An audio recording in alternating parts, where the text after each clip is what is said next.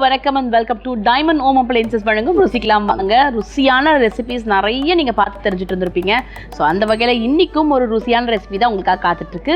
அதை நமக்காக செஞ்சு கொடுக்கறதுக்காக நம்ம கூட இணைஞ்சிருக்காங்க யோகாம்பாலம்மா. உங்களுக்கு நிகழ்ச்சிக்கு வரவேற்கலாம். வணக்கம்மா. வணக்கம்ப்பா. எப்படி இருக்கீங்க? நல்லா இருக்கேன்டா. ஓகே, நிறைய இன்க்ரீடியன்ஸ் இருக்குது, தோசை மாவும் இருக்குது. என்ன செய்ய போகிறீங்க? ஒரே டிஷ் தான் பண்ண போகிறோம். ஓகே, ஆனால் அதுக்கு இவ்வளோ ஐட்டம்ஸ் வேணும். அதில் வந்து இந்த ஒரே டிஷ்ஷில் 3 பார்ட் இருக்குது. ஓகே, ஒன்று முதல்ல தோசை மாவு மிக்ஸ் பண்ணுறது, அதுக்கப்புறமா அதுக்கு உள்ள அந்த மைசூர் மசாலா தோசைக்கு தடவுற அந்த சட்னி, அதுக்கப்புறம் மசாலா, கடைசியாக தோசை வைக்கணும். ஸோ இந்த ஒரே தோசை, ஆனால் இதில் இவ்வளோ ப்ராசஸ் இருக்குது. அது சாப்பிட்டாலே ஃபில்லிங்காக இருக்கும். மைசூர் மசால் தோசை தான் இப்போ செய்ய போகிறோம். அதெல்லாம் ஹோட்டலில் போனால் மட்டும்தான் நமக்கு பாசிபிள் அப்படின்னு நினச்சிக்க வேண்டாம். எல்லோரும் இதெல்லாம் வீட்டில் இருக்கிற சமாச்சாரமே தான்.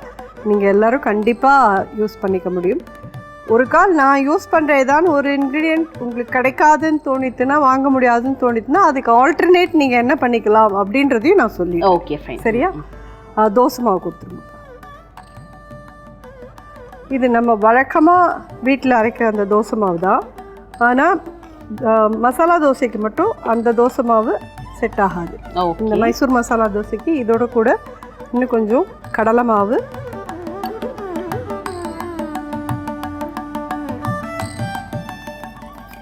ஒரு 4 டேபிள் ஸ்பூன் கிட்டக்க கடலை மாவு யூஸ் பண்ணிக்கோங்க. ஸோ லைட்டாலாம் கிடையாது, 4 டேபிள் ஸ்பூன் போட வேண்டிய அவசியம் இருக்குது. இது எந்த அளவுக்கு மாவில்? இது ஒரு 1/2 கிலோ மாவுன்னு வச்சுக்கோங்க. ஓகே, இதோட கூட ரவை,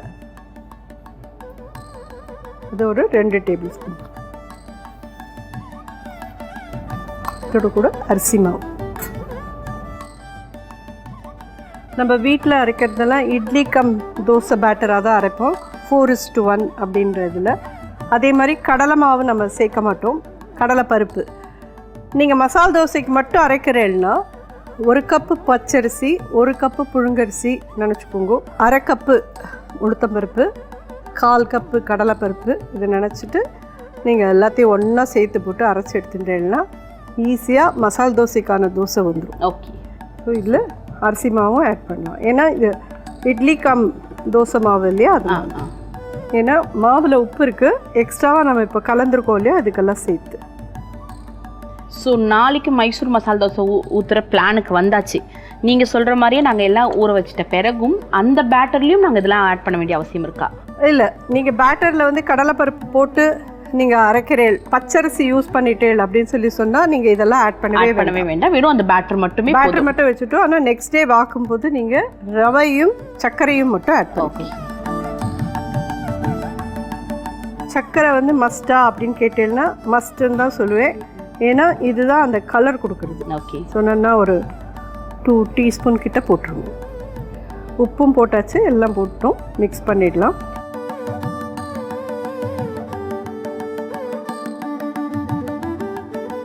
ஃபஸ்ட்டு டே இதை இது பண்ணி வச்சேன்னா நெக்ஸ்ட் டே அரைக்கிறச்சு ஜஸ்ட் ரவையும் அண்ட் சர்க்கரையும் மட்டும் ஆட் பண்ணிக்கோங்க.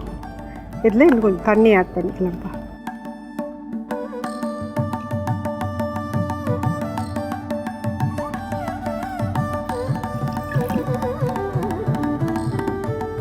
இன்க்ரீடியன்ட்லாம் ஆட் பண்ணிட்ட பிறகு எவ்வளோ நேரம் அது பேட்டர் நல்லா மேரினேட் ஆகப்படலாம், ஊறட்டும்? இது வந்து ஒரு 15 நிமிஷம் இருந்தாலே போதும். அதுக்கப்புறம் நீங்கள் தோசை வாக்கலாம். நீங்கள் உங்கள்கிட்ட ரெடிமேடாக தோசை மாவு இருக்கலை அப்படின்னா இந்த மாதிரி மசால் தோசையோட மாவு ரெடி பண்ணிக்கோங்க. ரெடிமேடாக நீங்கள் அப்படியே அரைச்சிட்டேன்னா இமீடியட்டாகவே நீங்கள் வாத்துடணும். ஓகே. இந்த இன்க்ரீடியன்ஸ்லாம் கலந்து சுகரும் ஆட் பண்ணிட்ட பிறகு எத்தனை நாளைக்கு இந்த பேட்டர் தாங்குமா? இப்போ நீங்கள் 2-3 நாள் நிச்சயமாக வச்சுக்கலாம், ஒன்றும் ஆகாது. ஸோ இது மிக்ஸ் பண்ணி வச்சிட்டோம். இது கொஞ்சம் ஊறின்னு இருக்கட்டும். அதுக்குள்ள தடவுற இந்த ரெட் சட்னி, ஆக்சுவலி இது பேர் வந்து கெம்பு சட்னி அப்படின்பா. நகைகளில் வரக்கூடிய கெம்பு கலரில் இருக்கும் அப்படிங்கிறதுனால. இது அந்த கலர் எப்படி வருதுன்னா, இந்த பேடைக்கு சில்லின்னு இது வெந்நீரில் ஊற வச்சு வச்சுருக்கேன் பார்த்தீங்களா, அதனால தான் அந்த கலர் வரும். இது எங்களுக்கு பேடைக்கு சில்லி இல்லை, நாங்கள் என்ன பண்ணுறது அப்படின்னு சொல்லி கேட்டேன்னா Kashmiri chilli or Kashmiri chilli powder use பண்ணிக்கோங்க. ஸோ இப்போ கொஞ்சம் எண்ணெய் கொடுத்துருவோம்.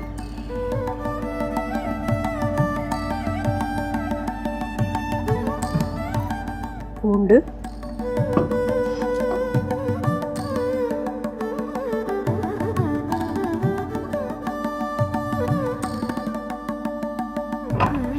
கடலைப்பருப்பு. இது ரெண்டும் மஸ்ட் நிச்சயமா.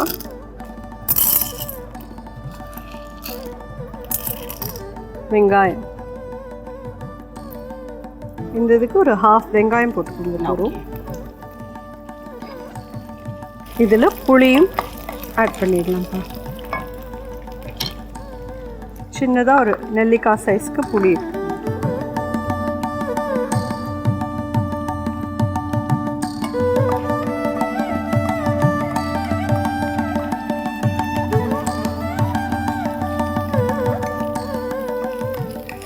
இது நல்லா சதக்க வறுத்துட்டு ஓகே இது ஆறின அப்புறமா மிக்சியில் அரைச்சிடலாம். இந்த பேடிகை சில்லி யூஸ் பண்ணுறேன்னா இது வந்து ஒரு 4லேருந்து 5 மிளகா அது மாதிரி வெந்நீரில் நல்லா ஊற வச்சுருங்க.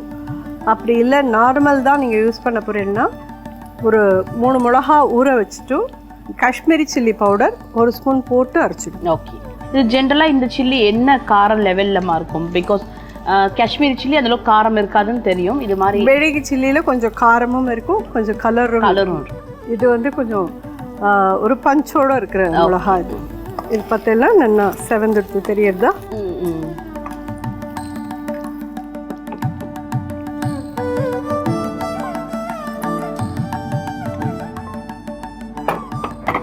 இது ஆறட்டும்.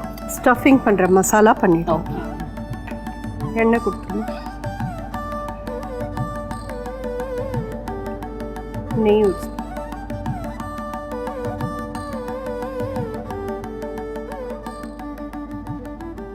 கடுகு, உளுத்தம்பருப்பு, கடலைப்பருப்பு,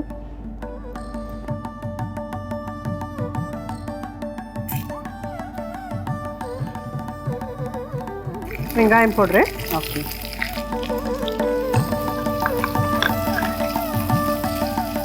ஸோ வெங்காயம் நல்லா நீல வாக்கில் கட் பண்ணி. ஆமாம். இதுக்கு கொஞ்சம் மஞ்சப்பொடி,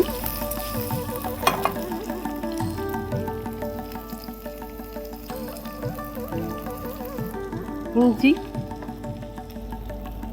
நல்ல பொடியாக கட் பண்ணிக்கோங்க. ஓகே. 1 டீஸ்பூன் கிட்ட போட்டுருங்க.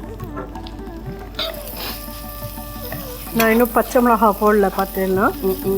இது வெங்காயம் வதங்கினதுக்கு அப்புறம் பச்சை மிளகா போடலாம். ஓகே.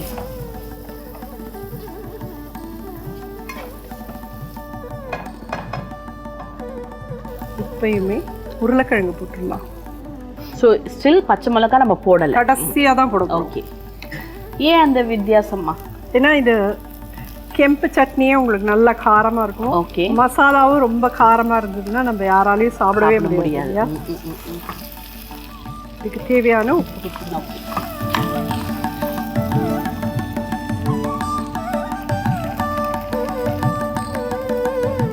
இதில் தேவை நம்ம இஷ்டப்பட்டால் ஜென்ரலாக இந்த பூரி மசாலுக்கு நம்ம பட்டாணி ஆட் பண்ணுற மாதிரி ஆட் பண்ணிக்கலாம். அதெல்லாம் உங்கள் விருப்பம். என்ன உங்களுக்கு தேவையோ நீங்கள் அதை ஆட் பண்ணிக்கலாம். இப்போ இதில் தண்ணி விடப்படும். இந்த தண்ணி எதுக்கு விடுறோன்னா இது எல்லாமே அந்த வெங்காயத்தோட வாசனை அண்ட் உப்பு எல்லாம் உருளைக்கிழங்குல பிடிச்சிக்கணும், அதுக்கோசரம். ஓகே.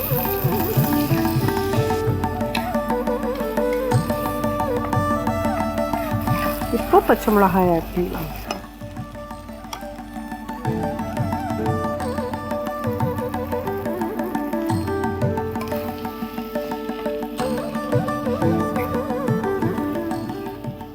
இது ஒரு ஃபியூ மினிட்ஸ் மூடி போட்டு அப்படியே விட்டுடலாம். இந்த ஸ்டஃப் பண்ணுறமா இந்த மசாலா கொஞ்சம் கெட்டியாக வரும் இல்லையா, அந்த மாதிரி அப்போ தான் ஆகும்.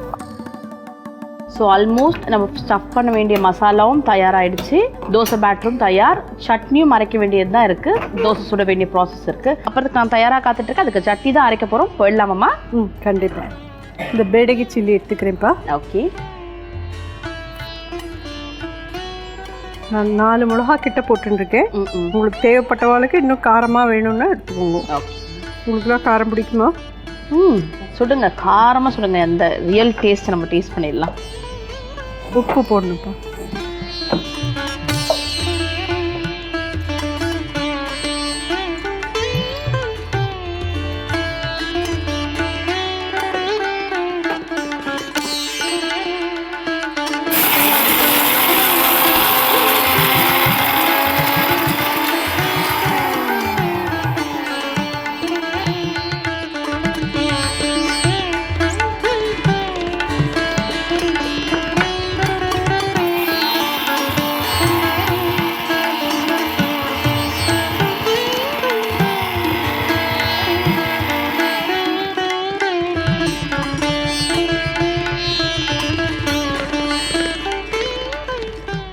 ஸோ நல்லா மையாக அரைச்சி எடுத்துக்கணும்.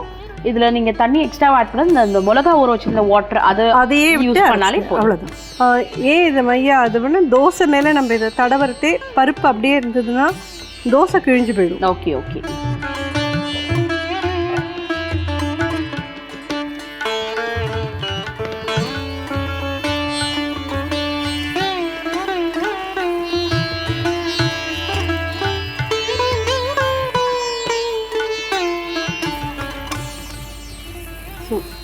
இது ரெடி ஆகிடுச்சு. இதில் கொஞ்சம் கொத்தமல்லி போடலாம்.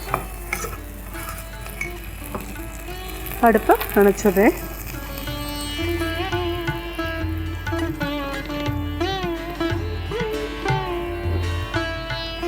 இது இப்போ நான் பண்ண போகிறது ஆப்ஷனல். நான் கொஞ்சோண்டு இதில் லைம் ஜூஸ் விடுவேன். ஓகே, தேவைப்பட்டவா விடுங்கோ.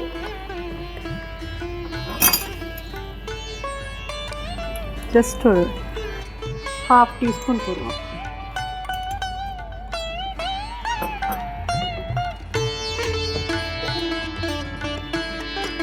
ஸோ தோசையில் லைட்டாக ஸ்வீட்னஸ் இருக்கும், சட்னி காரமாக இருக்கும், உள்ள இருக்க ஸ்டஃப் பண்ணிட்டு ஒரு டிஞ்ச் ஆஃப் புளிப்பு இருக்கும். ஆமாம்.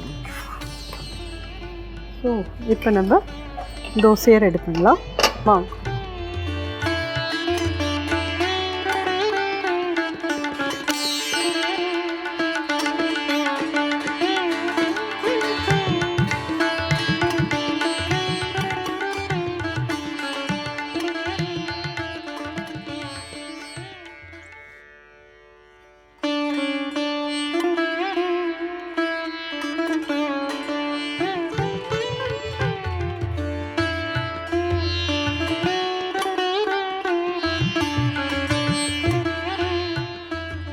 மசால் தோசைக்கு எப்பயுமே எண்ணெய் மட்டும் போகாது. ஓகே, ஒரு ஸ்பூன் எண்ணெய் விட்டும் நெய் கொடுத்துருவோம்.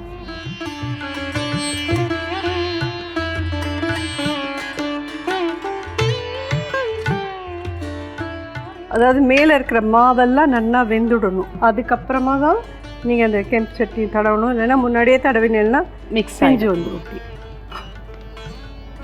தெரியுதா? மாவு ஒட்டாமல் ஃபுல்லாக ஸ்ப்ரெட் ஆகிடுது.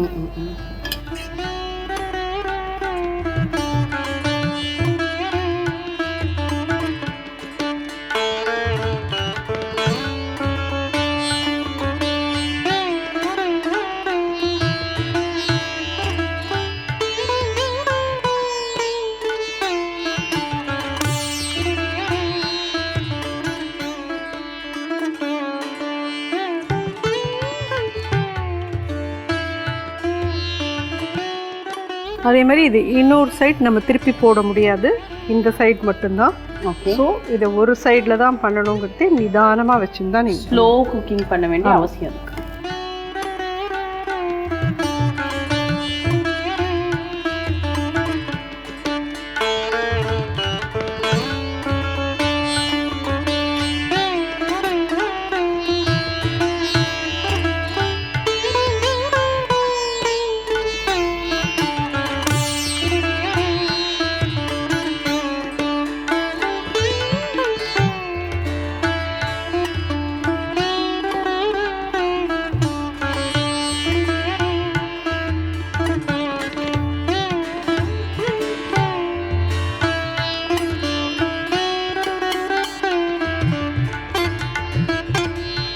ஸோ அந்த சக்கரை போட்டதுனால பார்க்கும்போதே அந்த ஒரு நல்ல கிளாஸி எஃபெக்ட் தோசைக்கு கிடச்சிருக்கு.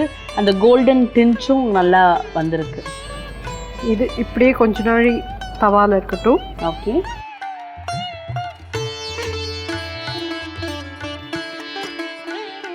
இப்படியும் போட்டேன்னா அந்த பக்கமும் நல்ல கிறிஸ்பி ஆகும்.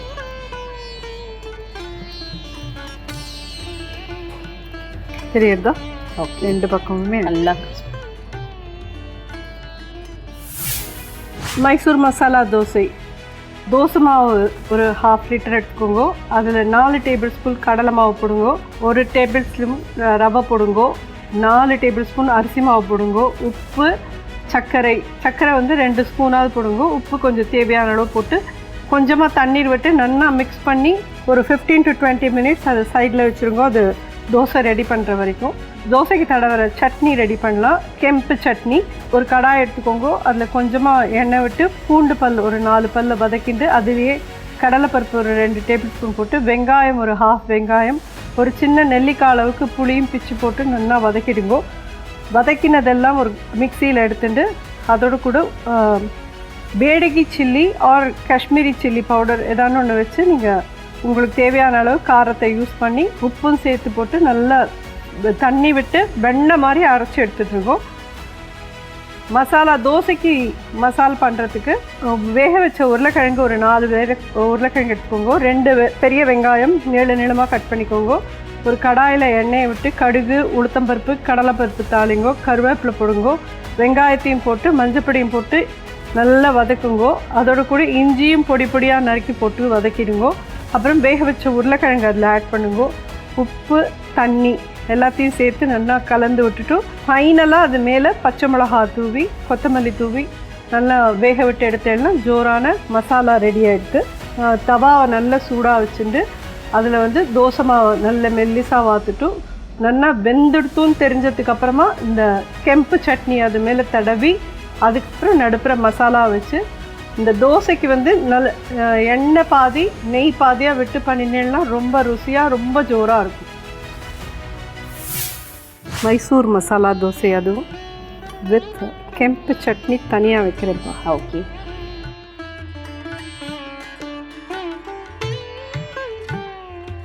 சாப்பிட்டு பாருப்பா. மைசூர் மசால் தோசை கலர்ஃபுல்லாக கிறிஸ்பியாக கமகமன் வாசனையோடு இருக்குது. டேஸ்ட் பண்ணி பார்த்துட்டு எப்படி இருக்குன்னு சொல்கிறேன். சட்னி அண்ட் தென் பொட்டேட்டோவோட டேஸ்ட் பண்ணி பார்க்கலாம்.